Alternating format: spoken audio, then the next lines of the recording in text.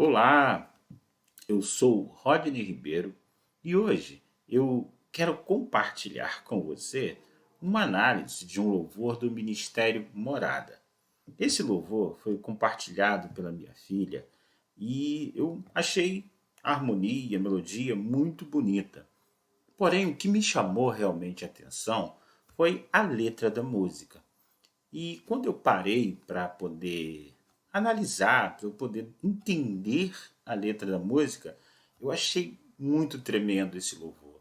Eu achei um louvor muito atual, um louvor com uma bagagem bíblica, uma bagagem teocêntrica muito grande.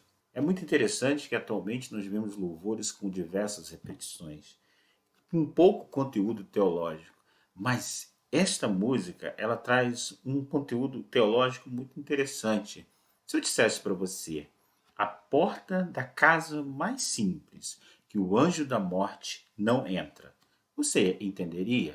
E se eu dissesse para você, mais perto da glória, mais perto da morte, você também entenderia? Da onde esse autor quis tirar essa informação? Pois bem, vamos agora fazer análise deste louvor.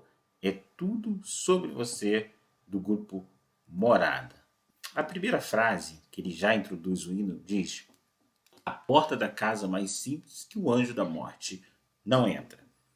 Ele está dando referência ao episódio ocorrido em Êxodo no capítulo 12, no versículo 13, no 24, no 25, no 26 e no 27, que diz: e aquele sangue vos será por sinal nas casas em que estiveres. Vendo eu o sangue, passarei por cima de vós, e não haverá entre vós praga de mortandade quando eu ferir a terra do Egito. Portanto, guardai isto por estatuto para vós e para os vossos filhos para sempre. E acontecerá que, quando entrares na casa do Senhor, vos darás, como estendido, guardarei este culto. E acontecerá que, quando vossos filhos vos disser, que culto é esse? Então direis, este é o sacrifício da Páscoa ao Senhor que passou a casa dos filhos de Israel no Egito, quando feriu aos egípcios. Ele livrou as nossas casas. Então o povo se inclinou e o adorou. Essa primeira frase, o autor ele quer dar uma referência no momento da saída do povo do Egito. O episódio do anjo da morte e a instrução dada ao povo que matasse um cordeiro e que se passasse sangue nos umbrais da porta. E que esse sangue estava representando, tipificando o futuro sacrifício de Jesus Cristo na cruz do Calvário. E quando ele fala a porta da casa mais simples, que o anjo da morte não entra, ele está dizendo ali, no momento em que esse cordeiro esteja dentro da sua casa e que nos umbrais da sua casa esteja refletindo o sangue dele, o anjo da morte não pode entrar. Sabe isso que isso significa? Que essa primeira frase desse louvor significa que uma vez você permitindo que Deus esteja dentro da sua casa e que o sangue dele esteja refletido nos umbrais da porta da sua porta, o anjo da morte não terá poder sobre a sua vida, sobre a sua família e sobre todos os seus. E esse é o primeiro recado, vamos dizer assim, que o autor quis dizer no momento que ele coloca, possa ser a porta mais simples, mas se o anjo, mas se Deus ele estiver dentro da sua casa, o anjo da morte ele irá passar pela sua casa e não irá te atingir. Isso é uma palavra profética e tremenda.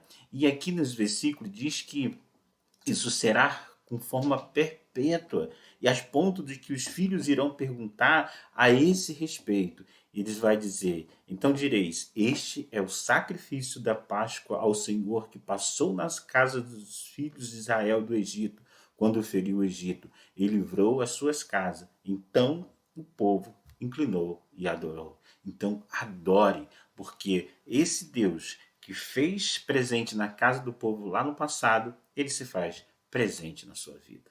E a segunda frase que ele coloca, a estrada que corre para o mar, o vento que abre o caminho é você. Ele está dando uma referência a Êxodo no capítulo 14, no versículos 15, 16 e no versículo 21. Então disse o Senhor a Moisés: Por que clamas a mim? Dizem ao povo de Israel que marche. E tu levanta a tua vara e estende a tua mão sobre o mar, e fende-o para que os filhos de Israel passem pelo mar em seco.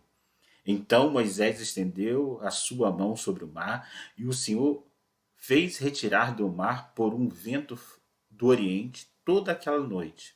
E o mar tornou-se seco e as águas foram partidas. Agora o autor está dando uma referência na passagem do Mar Vermelho. E é interessante que ele tipifica que a estrada que corre para o mar, o vento que abre o caminho é você. Ele está dizendo que a manifestação do milagre da abertura do mar era o próprio Deus se manifestando no levantar da vara de Moisés. Ele está colocando, tipificando que aquele ato, o próprio mar, o próprio vento e o próprio caminho era o próprio Deus se manifestando através daquele milagre sobrenatural. Tremendo, né? Então, no momento que ele faz o primeiro, que Deus guarda nossas casas, Deus guarda a casa daquele que esteja ali, ele está dizendo o próprio manifestação milagrosa de Deus é através da presença dele. Na próxima frase ele diz: a nuvem que aponta o destino é a mesma que cobre o passado. E ele está dando uma referência a Êxodo 13, 21, que diz: E o Senhor ia diante deles, de dia numa coluna de nuvem para os guiar pelo caminho, e de noite numa coluna de fogo para iluminar, para que os caminhasse de dia e de noite. Nunca tirou diante do povo a coluna de nuvem de dia, nem a coluna de fogo de noite.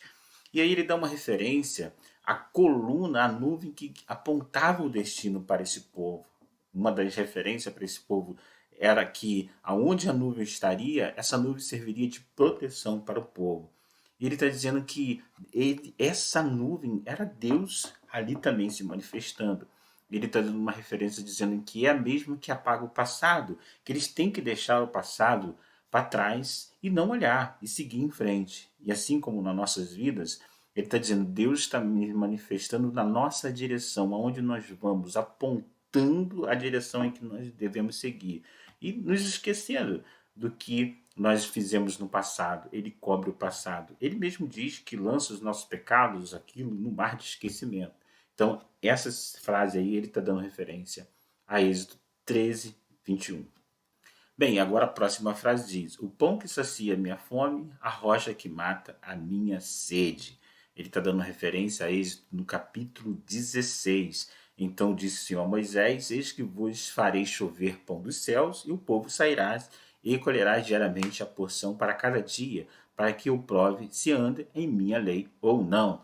Tem a referência também em João 6, Êxodo, no capítulo 17, no versículo 6, que diz: eis que eu estarei diante de ti sobre a rocha em Horebe, e tu ferirás a rocha, e dela sairão água, e o povo beberás. E Moisés assim o fez diante dos olhos dos anciões de Israel. Então ele está dizendo aqui que essa própria manifestação do pão e da água era o próprio Senhor ali se fazendo presente e ali dando todo o suporte, suprindo toda a necessidade desse povo. Mais perto do monte, mais perto da face, me espanto com o peso da sua glória. A referência agora que ele dá é de Êxodo 19. Nesse episódio, Deus queria falar com o povo, mas o povo, quando esteve diante do monte, quando o povo se chegou diante do monte, vendo o esplendor da glória de Deus, Deus se manifestando com trovões, Deus manifestando a sua glória através da natureza, esse povo teve medo. Esse povo, eles ficaram extremamente espantados e eles ficaram extremamente receosos do que poderia acontecer. Em Êxodo 19, 2 diz: porque partiram para Refidim, entraram no deserto de Sinais, onde acamparam. Israel, pois, ali o acamparam em frente um monte. Era uma orientação de Deus para que Deus estava ansioso para falar não somente com Moisés. Deus estava ansioso para falar com todo o povo. E Moisés levou o povo fora do arraial ao encontro de Deus. E o puseram ali ao pé do monte. no Êxodo 24, e viram o Deus de Israel, e debaixo de seus pés havia como pavimentação de pedra de safira, e que se parecia com o céu na sua claridade. Era um esplendor, era algo tremendo. Então, quando o autor ele quer dizer mais perto do monte, ele levou o povo, conforme a orientação, mais perto do monte, bem perto da face do Senhor, eles se espantaram com a glória de Deus. Eles ficaram abismados com a glória de Deus. Mais perto da glória, mais perto da morte, o medo quer me parar. Então tira o medo, que me faz dizer: Moisés, suba em meu lugar, me faz entender. Como na frase anterior, Deus desejava ansiosamente falar com o povo, mas quando eles chegaram perto do monte, eles estavam mais perto da glória de Deus. Ao mesmo tempo, eles estavam mais perto da morte. Por quê? Porque uma vez estando perto de Deus de forma incoerente, porque nesse período Deus deu orientação para que eles viessem ali se purificar. Então, no momento em que Deus pede para que eles venham se chegar, e Deus se manifesta através da natureza, com trovões, relâmpagos, vento, eles sentem o medo. Eles sentem totalmente o medo. Então, quando eles estão mais perto da glória, eles, eles estão ao mesmo tempo mais perto da morte. E o medo faz eles parar. Porque quando eles veem todo aquele evento, eles pedem para Moisés: não, Moisés, nós não vamos, nós estamos com medo, vá você em nosso lugar. E o autor quer dizer, Moisés, suba em meu lugar, me faz entender. A referência de Êxodo 20, 18 e 20 diz: e todo o povo viu os trovões, os relâmpagos, os sonidos de buzina no monte fumegando. E o povo, vendo isso, retirou-se e pôs-se de longe. E disseram a Moisés: fala tu conosco, e ouviremos, e não fale Deus conosco, para que não morramos. E disse Moisés ao povo: não temas, Deus veio para vos provar, e para que o seu temor esteja diante de vós, a fim de que não pequeis. É interessante aqui que o povo ele estava terceirizando essa presença de estar presente com Deus. Deus, ele queria estar presente com o povo. Ele queria estar ali conversando, assim como ele falava com Moisés. Mas uma vez que havia de se pagar um preço, o risco vamos dizer assim, de você ter efetivamente ter purificado, ter seguido a regra, e se você não tivesse naquela condição, você poderia morrer, esse povo terceiriza a ida de Moisés. E aí vem uma pergunta para os nossos dias: quantos de nós às vezes terceirizamos essa intimidade com Deus?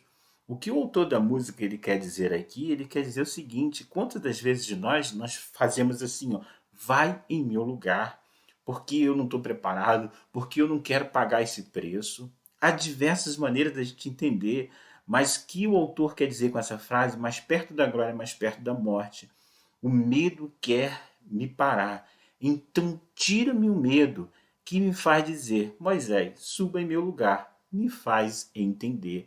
Esse povo estava terceirizando a intimidade com Deus. E quantas das vezes de nós fazemos a mesma coisa? Terceirizamos a nossa intimidade com Deus. Queremos uma bênção? Nós vamos no fulano de tal, que tem mais intimidade com Deus, e fazemos com que ali nós viemos a pedir alguma coisa via alguém. Nunca queremos muitas das vezes pagar esse preço. Que a tempestade é você, chuva forte é você, vento forte é você, e que me faz tremer as pernas. Diante de tudo que ele viu ali, diante de toda essa aparição de Deus, agora ele entende que a tempestade que estava ali era o próprio Deus, que a chuva forte era Deus, que o vento forte era Deus, e que essas manifestações, quando você está de frente por Deus, você faz tremer as pernas. E aí tem as diversas referências, Jó, Isaías, Êxodo, no Êxodo 20, dizendo que a presença de Deus, quando ele está realmente presente, o resultado é você tremer a perna, você ter medo, mas você precisa permanecer. Ele diz: a porta aberta é você, mas a fechada é você. É tudo sobre você. Eu também vou subir. Aí agora o autor ele faz uma referência que quando a porta, muitas das vezes a porta aberta, é o próprio Deus. Nós podemos ter lá em João 10, 7 a 9, em Ezequiel 44, 1, 2. E é tudo sobre você. E quando ele fala é tudo sobre você, eu quero destacar o versículo de Romanos 11, 36, que Paulo, ao escrever todo o livro de Romanos, que é, vamos dizer assim, uma orientação extremamente teológica, ele muda de assunto nesse versículo, mas ele resume o livro de Romanos dizendo: pois dele, por ele, para ele são todas as coisas, a ele seja a glória para todo sempre. Amém. É tudo sobre você.